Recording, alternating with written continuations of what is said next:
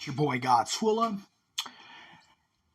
and I'm continuing with the re-reviews of Halloween. Today, we're gonna be the only non-Michael Myers movie in this re-review series I'm doing. Halloween 3 Season of the Witch has nothing to do with Michael Myers. There are references to Michael Myers, but he is not a character in the movie. Instead, our main antagonist is a billionaire mask seller that puts stuff in his masks. Some weird shit to where if their commercial plays while they're wearing the mask, the kids die and a bunch of disgusting creatures crawl out of the mask and out of the boy or girl or any of the children that succumbs to this.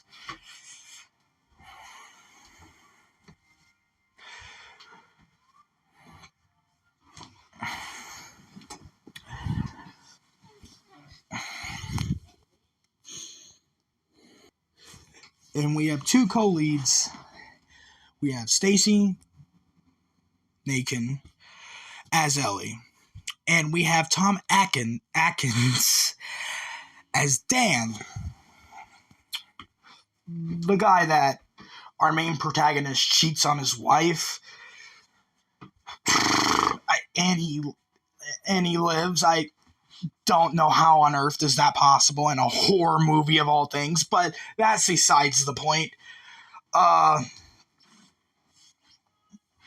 Yeah, those are two co-leads. Are they good co-leads? Yes. Tom Atkins is a good actor, and Stacy carried herself too. The billionaire mask seller.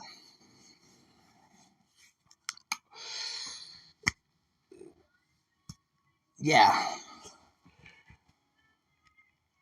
Your stereotypical evil billionaire. The essentials. People, I used to not like this movie because it had not had Michael Myers in it. Then I smartened up. Hey, you gotta try to watch new things. So I eventually sat down and watched it, and I really, really enjoyed it. And this might be a bold take. This might be a very, very bold take. But I enjoyed this more than Halloween 1978. Hey, don't come at me. Don't come at me. Obviously better than Halloween 2. This was when John Carpenter wanted to take this series in the direction of an anthology. This movie didn't do so well when it came out, and that's sad. And it's because Michael Myers was the icon, and they wanted Michael Myers. The same thing happened when the people that were making Friday the 13th wanted to do something else that's not Jason. Well, it's Jason related, but it's not Jason. How they tried to do that in Part 5, A New Beginning. And it didn't work, so they had to bring Jason back in the next one. The exact same thing happened in this one. They had to bring Michael back because the demand was so high, and John Carpenter didn't want to do it, so he left.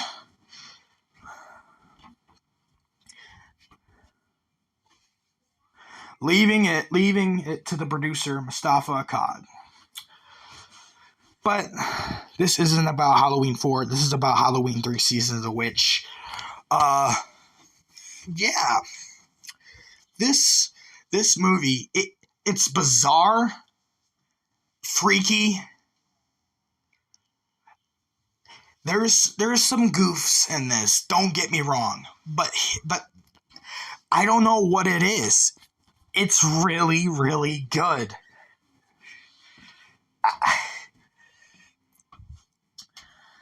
Don't at me if you don't like this movie. I know some Halloween purists today are coming around to it, but still some still have that stubborn grudge that it didn't have Michael in it. I used to be that person, but I'm not anymore. I found out this movie was amazing, and if they did it right, the anthology thing could have worked. But the demand for Michael was so high that it didn't matter what the studio wanted. They had to make money, so they brought Michael back.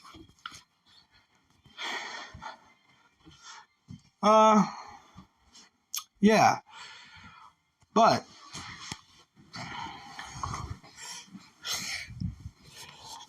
let's talk about the villains, our main antagonist, goons.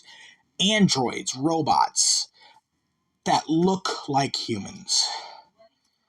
And the actors that played these, they played it perfectly.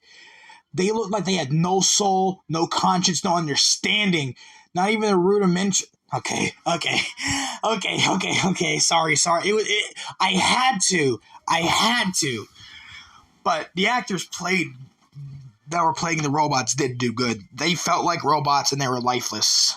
They were just robots programmed to do an order, which props to the actors that played as the robots. The commercial will get stuck in your brain because you will hear it multiple times throughout the movie. So be warned.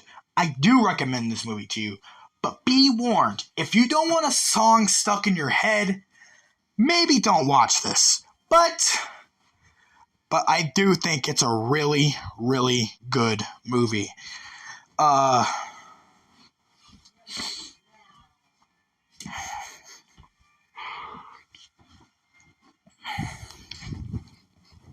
We get a cameo by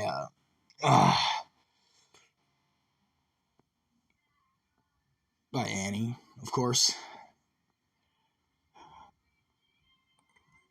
Annie's actor, which was nice, and we get a cameo by Jamie Lee Curtis too, which was pretty nice. But yeah.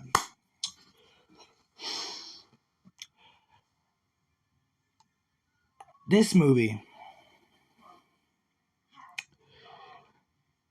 tries something different. It didn't want to do the same thing as any other horror movie, and I commend the hell out of it.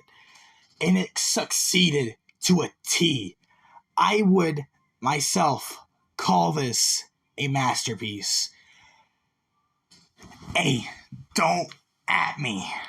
Don't at me if I think this is better than the first two.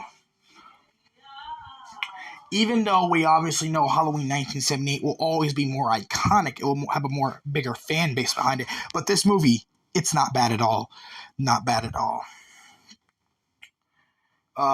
It's the black sheep of the series for sure, because it's the only movie in the franchise that doesn't feature Michael, where every other Halloween movie does. But I say give it a chance. Just give it a chance. Don't just blow it to the side because Michael Myers isn't in the movie. Give it a shot. And if you like it, you like it. If you don't like it, you don't like it. But at least, it's like when you have to try new food. You have to try new food. You have to try new things eventually. So, I bet you guys are wondering what my final rating of this masterpiece is.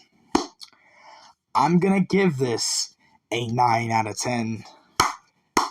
A tier.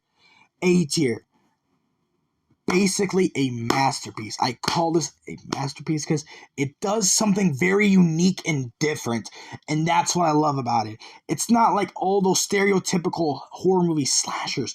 It's not the stereotypical thing. But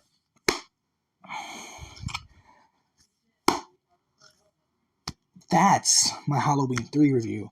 I will see you and my favorite one of the franchise. I'll see you guys there. Peace, guys.